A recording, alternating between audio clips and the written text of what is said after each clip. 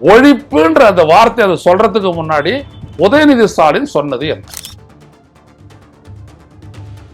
இந்த நாட்டில் பிறப்பு ரீதியாக பாகுபாடை ஏற்படுத்தி சாதியவாதத்தை புகுத்தி தீண்டாமையை வலியுறுத்தக்கூடிய, ஏற்றத்தாழ்வை வலியுறுத்தக்கூடிய, பெண்ணுரிமையை மறுக்கக்கூடிய, பெண்களுக்கு சம உரிமையை மறுக்கக்கூடிய ஒரு தத்துவமாக சனாதன தர்மம் இருக்கிறது. அதை எப்படி நம்ம கால்ராவை ஒழிச்சோமோ அதே மாதிரி இதையும் ஒழிச்சிடணும்ன்றது. சனாதன தர்மம்னா உன்னுடைய விளக்கம். நீதிபதி அவர்களே, உங்களுடைய விளக்கம். நீங்க வந்துட்டு சனாதன தர்மம் எல்லாம் படிச்சுட்டுலாம் வரல, கீதையெல்லாம் படிச்சுட்டு ஒன்னும் டிகிரி வாங்கிட்டு வரல, சட்டங்களை படிச்சுட்டு தான் நீங்க வந்திருக்கிறீங்க. எங்க வந்து நிக்கிறாங்க தெரியுங்களா? ஒண்ணு வர்ணாசிரம தர்மத்தை வந்து நிக்கிறாங்க, இல்ல மனுஸ்மிருதியில வந்து நிக்கிறாங்க. என்ன சொல்லுது அப்படின்னோம்னா, மனுஸ்மிருதி ஒரு ஆண்மகன் தனியாக இருக்கும் போது கூட ஒரு பெண்ணோடு அவள் தாயாக இருந்தாலும் கூட கூட இருக்க கூடாது, கெடுத்துருவாளாம். யார் சொல்றது?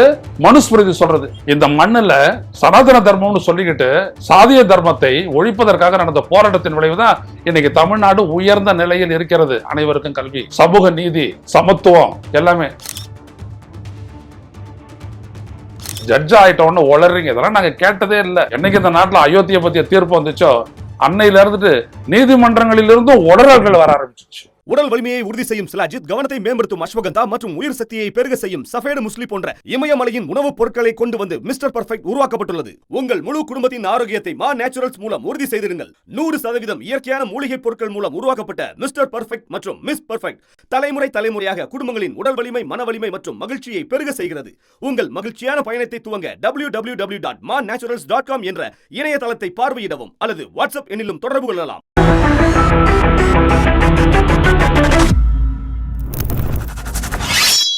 வணக்கம் தோழர்களே, ரோசா செய்தியின் வாயிலாக இன்று மீண்டும் உங்களை சந்திப்பதில் பெரும் மகிழ்ச்சி அடைகின்றேன். தமிழ்நாடு துணை முதலமைச்சர் உதயநிதி ஸ்டாலின் அவர்களை பதவி நீக்கம் செய்ய வேண்டும் என்று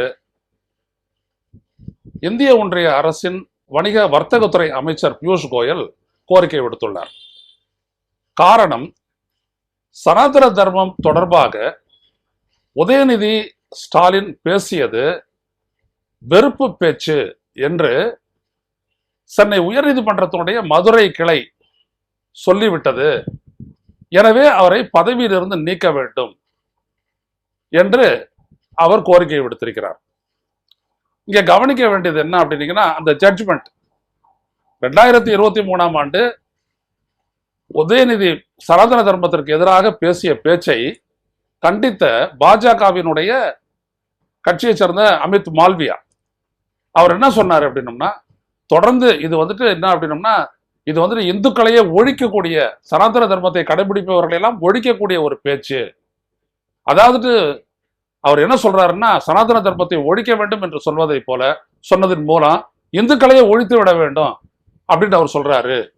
இது வந்துட்டு ஒரு மிகப்பெரிய அளவிற்கு ஒரு இனப்படுகொலை தூண்டக்கூடிய ஒரு பேச்சு அப்படின்லாம் வந்துட்டு அவர் சொன்னார். உடனே இதை எதிர்த்து திராவிட முன்னேற்ற கழகத்தை சேர்ந்த ஒருத்தர் கொடுத்த அந்த திருச்சியில கொடுத்த புகாரின் அடிப்படையில் அமித் மால்வியா மேல வழக்கு தொடரப்பட்டது.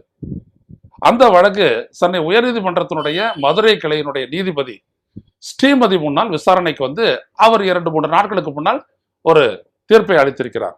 அந்த தீர்ப்புல அவர் சொல்லியிருக்கக்கூடிய விஷயம் தான் விவாதத்திற்குரியது.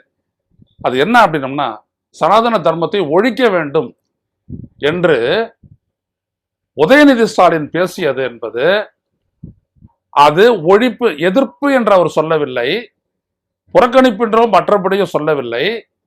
அவர் சனாதன ஒழிப்பு என்று சொன்னதன் மூலம் அதை கடைபிடிப்பவர்களையும் ஒழிக்க வேண்டும் என்றுதான் அதனுடைய பொருள். எனவே இது வெறுப்பு பேச்சுதான் என்று நீதிபதி ஸ்ரீமதி சொல்லி அமித்ஷாவிற்கு எதிரான அந்த குற்றப்பத்திரிகையை நிராகரித்திருக்கிறார். அவர் என்ன சொல்றாருன்றதை பார்த்துருவோம். இது வந்துட்டு இந்த ஹிந்துல வந்துருக்குது.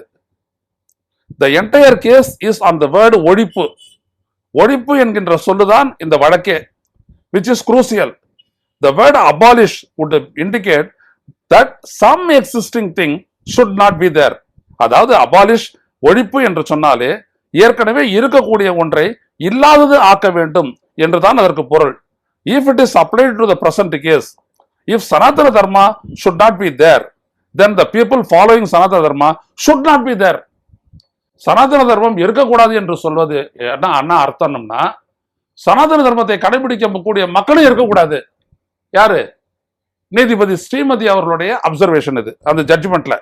If a group of people following Sanatana Dharma should not be there, then the appropriate word is genocide.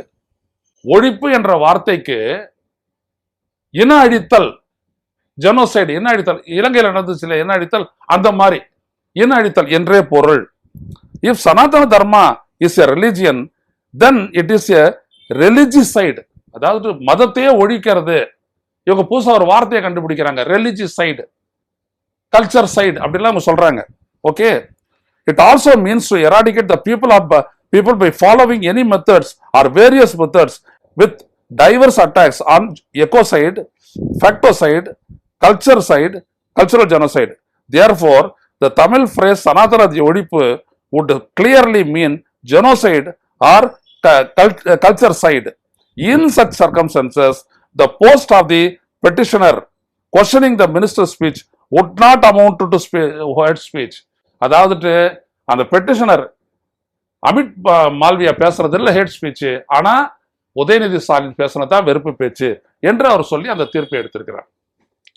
நீதிபதி ஸ்ரீமதி அவர்களே, ஒழிப்பு என்கின்ற வார்த்தையினுடைய அர்த்தம் அழிச்சிரு அப்படிதானே அர்த்தம், அப்படிதான் நீங்க சொல்றீங்க. ஒழிப்புனாலே எல்லாத்தையும் அழி. இப்ப இந்திய ஒன்றிய அரசு 20 அம்ச திட்டத்துல ஒன்னா சொல்லிட்டு இருந்து எல்லா அரசுலையும் சொல்றாங்க வறுமை ஒழிப்பு, வறுமையை ஒழிப்போம் அப்படின்னு சொன்னாங்களே. அப்படின்னா வறுமையில வாடுறவங்களை எல்லாம் ஒழிச்சு கட்டிடுறதுன்னு அர்த்தமான்னு கேக்குறேன், சொல்லுங்க. இல்ல இந்த கால்ரா போன்றவை எல்லாம் ஒழிப்புன்னு சொல்றோமே, கால்ரா வந்தவனை எல்லாம் ஒழிச்சு கட்டிடுறதுன்னு அர்த்தமா?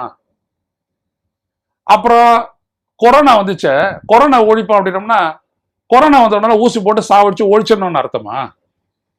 உங்களுக்கு ஏதாவது அறிவு இருக்குதா? நீங்க ஜட்ஜா இருக்கிறீங்களே, ஒழிப்புன்ற அந்த வார்த்தை அதை சொல்றதுக்கு முன்னாடி உதயநிதி ஸ்டாலின் சொன்னது என்ன? இந்த நாட்டில் பிறப்பு ரீதியாக பாகுபாடை ஏற்படுத்தி சாதியவாதத்தை புகுத்தி அதே நேரத்தில் தீண்டாமையை வலியுறுத்தக்கூடிய, ஏற்றத்தாழ்வை வலியுறுத்தக்கூடிய, பெண்ணுரிமையை மறுக்கக்கூடிய, பெண்களுக்கு சம உரிமையை மறுக்கக்கூடிய ஒரு தத்துவமாக சனாதன தர்மம் இருக்கிறது. அதை எப்படி நம்ம கால்ராவை ஒழிச்சோமோ அதே மாதிரி இதையும் ஒழிச்சிடணும்ன்றாரு. அதை சார்ந்தவங்களை ஒழிக்கணும்னு அதுக்கு அர்த்தம் கிடையாது. ஐயா தந்தை பெரியார் அப்படிதான் சொன்னாரா? திமுகவும் அதுக்கு முன்னாடி இருந்த கட்சிகளும் இதையே தான் சொல்லிட்டு வந்தன. அப்படி சொன்னார பெரியார்? படிச்சிருக்கிறீங்களா நீங்க எங்கேயாவது? பெரியார் வந்துட்டு பார்ப்பனர்லாம் ஒழிச்சு கட்டிடணும், தூக்கி கடல்ல போட்டுடணும். இப்போ உங்களோட அமித்ஷா சொல்றாரு, நாங்க வந்துட்டு இந்த சிஐஏ மூலமா அவங்களுடைய பூர்வீகத்தை கண்டுபிடிச்சு எல்லா முஸ்லீம்களையும் தூக்கி கடல்ல போட்டுரும் அப்படின்னு சொன்னார்ல அந்த ஆளு. அந்த மாதிரி தான் சொன்னாரா உதயநிதி ஸ்டாலின்? உதயநிதி ஸ்டாலின் சொன்னது என்ன? இந்த சனாதன தர்மம்னா என்னது? முதல்ல நீங்க அந்த இடத்துக்கு வாங்க. ஒழிக்கிறது, ஒழிக்காது, எதிர்க்கிறது அப்புறம் பேசுவோம். சனாதன தர்மம்னா உன்னுடைய விளக்கம் என்ன? நீதிபதி அவர்களே, உங்களுடைய விளக்கம் என்ன? நீங்க வந்துட்டு சனாதன தர்மம்லாம் படிச்சுட்டுலாம் வரல, கீதையெல்லாம் படிச்சுட்டு ஒன்றும் டிகிரி வாங்கிட்டு வரல, சட்டங்களை படிச்சுட்டு தான் நீங்க வந்திருக்கிறீங்க. சனாதன தர்மம்னா என்ன? இதோ நாங்க இதெல்லாம் படிச்சிருக்கிறோம். இது 23 சர்ச்சையாகும் போது சனாதன தர்மம்னா என்ன அப்படின்ட்டு இங்க யாராவது சொல்லியிருக்கிறாங்களா அப்படின்னு பார்க்கும்போது, பனாரஸ் இந்து யூனிவர்சிட்டி 19வது நூற்றாண்டிலே வெளியிட்ட, 20வது நூற்றாண்டு இல்ல 19வது நூற்றாண்டிலே வெளியிட்ட புத்தகத்தை எடுத்து நானும் படின்னு படிச்சேன். எங்க வந்து நிக்கிறாங்க தெரியுங்களா? ஒண்ணு வர்ணாசிரம தர்மத்தை வந்து நிக்கிறாங்க, இல்ல மனுஸ்மிருதியில வந்து நிக்கிறாங்க. மனுஸ்மிருதி சொல்றது என்னது? மனுஸ்மிருதியில் இருக்கக்கூடிய பல விடயங்கள் என்னது? அதை நீங்க படிச்சிருக்கிறீங்களா? மனுஸ்மிருதி சொல்றது என்னது? மனு தர்மா சொல்றது என்னது? அதெல்லாம் சேர்ந்ததுதான் சனாதன தர்மம்ன்றது சொல்லுதான். யாரு? பனாரஸ் இந்து யூனிவர்சிட்டி இருக்குது, அப்படியே கட்ட அந்த புத்தகம் இருக்கு. அது என்ன சொல்லுது அப்படின்னோம்னா, மனுஸ்மிருதி ஒரு ஆண்மகன் தனியாக இருக்கும்போது கூட ஒரு பெண்ணோடு அவள் தாயாக இருந்தாலும் கூட இருக்கக்கூடாது, கெடுத்துருவாளாம். யார் சொல்றது? மனுஸ்மிருதி சொல்றது. நீங்க இதை ஏத்துக்கிட்டு நடந்துக்குவீங்களா? மனுஸ்மிருதியில சொல்றதெல்லாம் நீங்க கடைபிடிப்பீங்களா? எடுத்து நீங்க வேணா போடுங்க. இதெல்லாம் கேஸ் எல்லாம் வேண்டாம், எவ்வளவு பேர் ஆராய்ச்சி விடயம். இப்படிப்பட்ட ஒன்றை வர்ணாசிரம தர்மம்ன்றது பிறவியின் அடிப்படையில் தான் தொழில்கள் அடிப்படையில் தான் சமூக அமைப்பு. பார்ப்பான் மேல, சத்திரியன் அடுத்தது, வைசியன் மூணாவது, சூத்திரன் நாலாவது, இவங்கள எல்லாரும் வந்துட்டு சம்பந்தப்படாத பிறந்தவன் பஞ்சம அப்படின்னு அஞ்சாவது அப்படின்னு சொன்ன அந்த தர்மத்தை தான் ஒழிக்கணும் அப்படின்ட்டு ஐயா தந்தை பெரியார் பேசினார். அதைத்தான் அவர் வழி வந்து அண்ணா எல்லாரும் பேசுறாங்க. இன்னைக்கும் வந்துட்டு திராவிடர் விடுதலை கழகத்தினுடைய சேர்ந்தவங்களும், திராவிடர் விடுதலை கழகத்தை சேர்ந்த கோலத்தூர் மணி அண்ணன், விடுதலை ராஜேந்திரன், பெரியார் திராவிடர் கழகத்தை சேர்ந்த கோவைக்கு ராமகிருஷ்ணன், திராவிடர் கழகத்தை சேர்ந்த ஐயா ஆசிரியர் வீரமணி, இப்படி எல்லாரும் இந்த நாட்டில் இருக்கக்கூடிய சமூக ஐயா அண்ணல் அம்பேத்கர், விடுதலை சிறுத்தைகள் கட்சியின் தலைவர் திருமாவளவன், எல்லாரும் பேசுறது இந்த சனாதனத்தை ஒழிப்போம் எதிர்ப்போம் அப்படின்றது ஒரே அர்த்தம் தான். அதனுடைய பிராக்டிஸை, அந்த சிந்தனையை ஒழிப்போம் அப்படின்னு அர்த்தமே தவிர அதை வந்துட்டு சொல்லிட்டு இருக்கிறவன் எல்லாம் ஒழிப்போம். இங்க யாரு நான் தன்னை சனாதனின்னு சொல்லிக்கிறது இல்லை, அது முதல்ல புரிச்சுக்கங்க நீங்க. ஸோ ஹேட் ஸ்பீச்ன்றீங்களே, இப்போ நம்மளுடைய கான்ஸ்டிடியூஷனை சொல்லியிருக்குது, ஆர்டிகல் 14 என்ன சொல்லுது? தீண்டாமையை ஒழிப்போன்னு சொல்லியிருக்குது. தீண்டாமையை ஒழிப்போன்னு என்ன அர்த்தம்? அந்த தீண்டாமையை யாரு கடைபிடிக்கிறாங்களோ அவங்கள ஒழிக்கணும்னு அர்த்தமா, இல்ல தீண்டத்தகாதவர்கள்னு சொல்லி இந்து சமூகத்தால ஒதுக்கப்பட்டு வச்சிருக்கிறாங்களா அவங்கள எல்லாம் ஒழிச்சிடணும்னு அர்த்தமா? சொல்லுங்க. நீங்களும் உங்க அறிவும் என்ன சொல்லுது இதுக்கெல்லாம் விளக்கம்? வறுமை ஒழிப்புனா வறுமையில் இருக்கிறவங்க ஒழிச்சு விடணும். கொசு ஒழிப்பு மாதிரி எடுத்துக்கிட்டாங்க இவங்க. கொசுவால வந்துட்டு இந்த மாதிரி எவ்வளவு காய்ச்சல் எல்லாம் வருது, அதனால கொசு ஒழிப்புன்னு மருந்து அடிக்கிறாங்க. அந்த மாதிரி சனாதன தர்மிகளை கூட்டு மருந்து அடிக்கிறாங்களா? ஹிட்லர் வந்து அடிச்சாரு, ஆஸ்விட்ஸ்ல போட்டு யூதர்களை கொண்டாங்களே, அந்த மாதிரி இருக்கிற பாப்பானெல்லாம் ஒன்னா கொண்டாந்து வச்சு மேல இருந்து மருந்து அடிச்சு சாவடிக்கணும் அப்படின்ட்டு ஏதாவது சொன்னாங்களா? அப்படி ஏதாவது சொல்லியிருக்காங்களா? சொல்லுங்க. ஏதாவது தெரியலன்னா எங்களுக்கு எல்லாம் தெரியணும். அதெல்லாம் நானும் ஆன்மீகவாதி தான். ஆனா ஐயா தந்தை பெரியார், அண்ணல் அம்பேத்கர், நாராயண குரு, வள்ளலார் பெருமான், அரவிந்தர், விவேகானந்தர் இவங்களை எல்லாம் படிச்சுட்டு நான் பேசுறேன். அப்படி அவங்க சொல்லல. அப்படியான அர்த்தம் அதுக்கு இல்லை. நான் ஜட்ஜா உட்காந்துட்டு எதை வேணாலும் பேசலாம் சாமிநாதன் மாதிரி அப்படின்னு நீங்க பேசுறீங்கன்னா நீங்க கொடுக்கக்கூடிய ஜட்ஜ்மெண்ட்டுக்கெல்லாம் மரியாதையே இருக்காது. இந்த மண்ணுல சனாதன தர்மம்னு சொல்லிக்கிட்டு சாதிய தர்மத்தை ஒழிப்பதற்காக நடந்த போராட்டத்தின் விளைவுதான் இன்னைக்கு தமிழ்நாடு உயர்ந்த நிலையில் இருக்கிறது. அனைவருக்கும் கல்வி, சமூக நீதி, சமத்துவம் எல்லாமே. காமராஜர் வேற கடைபிடிச்சாரெல்லாம் வேற சொன்னீங்களா? அப்படிலாம் சொன்னீங்களா? காமராஜர் சனாதன தர்மத்தை கடைபிடிச்சாரா? எங்க பட்டை அடிச்சுட்டு காமராஜருடைய ஒரு படத்தை கட்டுங்க பார்ப்போம். எங்க புழுவுறீங்க? உங்களுக்கு வயசு இல்லை, அது வேற விஷயம். காமராஜர் என்ன சொன்னாரு? பறைய என்ஜினியரா இருந்து கட்டினா எந்த பாலண்டா உடஞ்சு விழுந்துச்சுன்னு திருப்பி கேட்டாரா இல்லையா? அவரு அந்த வரலாறுலாம் உங்களுக்கு தெரியுமா? அவருடைய அமைச்சரவையில தான் ஒருத்தர் முதல் முறையா ஒரு அமைச்சராகவே வந்தாரு, ஒரு தாழ்த்தப்பட்டவர். தெரியுமா அது உங்களுக்கு? உங்களுக்கு என்ன தெரியும்? உங்களுடைய தலையில வந்துட்டு இந்த பித்தம் தலைக்கு ஏறிடுச்சுன்னு வாங்கல, அந்த மாதிரி சங்கித்தனம் தலையில ஏறிடுச்சு, சனாதனம் தலையில ஏறிடுச்சு. அவ்வளவுதான், வேற ஒண்ணும் கிடையாது. அது வந்து அதான் சொல்லுவார் ஐயா தந்தை பெரியார், பக்தி வந்தா புத்தி போயிடும், புத்தி வந்தா பக்தி போயிடும்னாரு. அதான் அந்த சங்கித்தனம் உள்ள ஏறின உடனே, ஆர்எஸ்எஸ் அந்த ஏறின உடனே உங்க தலையில புத்தி போயிடுச்சு. அதனுடைய விளைவு தான் நீங்க சொல்றீங்க அது ஹேட் ஸ்பீச்சா? யாரு சமூக ஒடுக்கலை, சாதிய ஏற்றத்தாழ்வு ஒழிக்கணும்னு சொல்றானோ அது ஹேட் ஸ்பீச். அது அப்படி ஏதாவது நடந்திருக்குதா? முதல்ல ஒரே ஒரு சிங்கிள் பிராமணன் இந்த தமிழ்நாட்டுல ஐயா தந்தை பெரியாருடைய பரப்புரையினால கொல்லப்பட்டான்னு உங்களால ஒரு வரலாறு காட்ட முடியுமா? ஊனல அறுத்தாங்க, ஆமா உண்மைதான், அது நடந்துச்சு. நான் தான் வந்துட்டு எல்லாருக்கும் மேல வர்ணத்துல மேல அப்படின்னு சொன்னவனுக்கு வந்துட்டு கிடையாதுரான்னு பிடிச்சி அறுத்து போட்டான். நடந்துச்சுதான் வரலாறு. அதுக்காக ராஜாஜி கிட்ட போயிட்டு கம்ப்ளைண்ட் பண்ணா. ராஜகோபாலாச்சாரி என்ன சொன்னாரு? அந்த வரலாறு உங்களுக்கு தெரியுமா? இதோடா ஒரு முடம் சிலைய சக்தி உள்ளதுன்னு நினைச்சுக்கிட்டு தோல்ல தூக்கிட்டு தெரியற வரைக்கும் பார்ப்பான ஒண்ணும் பண்ண முடியாது, போங்கடான்னு சொல்லி அனுப்பி வச்சார் ராஜாஜி. அவருக்கு தெரியும், பெரியாருக்கும் தெரியும், இவன் கடவுளை நம்புற வரைக்கும் பார்ப்பானுக்கு ஆதிக்கம் இருக்கும். கடவுளை தூக்கி எறிஞ்சிட்டானா பார்ப்பான ஆதிக்கம் முடிஞ்சு போச்சு. அதனாலதான் தமிழ்நாட்டில் நீங்க பாத்தீங்கன்னா இன்னைக்கு வந்துட்டு வெறும் ஆடிட்டர்ஸ் மட்டும் தான் உங்க ஆட்களா இருப்பாங்க. ஒரு நேரத்துல மருத்துவம் படிக்கிறதுக்கே சமக்கிருதத்தை ஒரு அடிப்படையா வச்சாங்க. அந்த வரலாறு உங்களுக்கு தெரியுமா? சமக்கிருதம் படிச்சதுனாலதான் மருத்துவம் படிக்க முடியும். என்னடா அது ஆச்சரியமா இருக்குதா? சமக்கிருதத்துல ஏதாவது மருத்துவத்தை பத்தி இருக்குதா? ஒரு பொடலங்காயும் கிடையாது. ஆனா அப்படி ஒண்ணு இருந்துச்சு வெள்ளக்காரன் காலத்துல. நீதி கட்சி காலம் வரைக்கும் இருந்துச்சு. இப்ப பனகல் அரசர் பனகல் பில்டிங்லாம் சைதாப்பேட்டையிலாம் இருக்க, பனகல் பார்க்குன்னு டி நகர்லாம் இருக்க, அந்த பனகல் அரசர் ஜஸ்டிஸ் பார்ட்டி நீதி கட்சியினுடைய தலைவராக இருந்தவர், சிஎம்ஆ இருந்தவர் பனகல் அரசர்.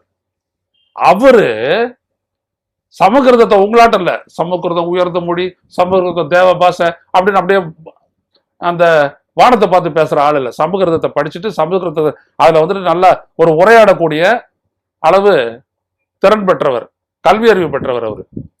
அவர் சமக்கிருதத்திலே ஒரு சொற்பொழிவை ஆற்றினாரு. அவர் தான் சொன்னாரு, இப்ப நான் இவ்வளவு தூரம் பேசுறேன்னு இந்த சமக்கிருதத்துக்கும் அந்த மருத்துவத்துக்கும் என்ன சம்பந்தம்னு கேட்டாரு. இது இல்லைன்னா அந்த மருத்துவ படிப்பு எப்படி ஒண்ணும் இல்லாத போயிடும்னு கேட்டாரு. எல்லாரும் பேசாத இருந்தாங்க. அதனால இந்த ஆண்டுல இருந்துட்டு சமக்கிருதம் வந்துட்டு ஒரு அடிப்படை கிடையாதுன்னு சொல்லிட்டு அவர் தான் ஒழிச்சு கட்டாரு. அதுக்கப்புறம் தான் எல்லாரும் போய் படிக்க போனான் மருத்துவத்துக்கு. இதுதான் வரலாறு. இந்த வரலாறு உங்களுக்கு ஏதாவது தெரியுமா? நீதிபதி ஸ்ரீமதி அவர்களே, இந்த வரலாறு உங்களுக்கு தெரியுமா? சோ அவர் ஒழிச்சார, சமஸ்கிருதத்தை ஒழிச்சார. சமஸ்கிருதம் செத்து போச்சா?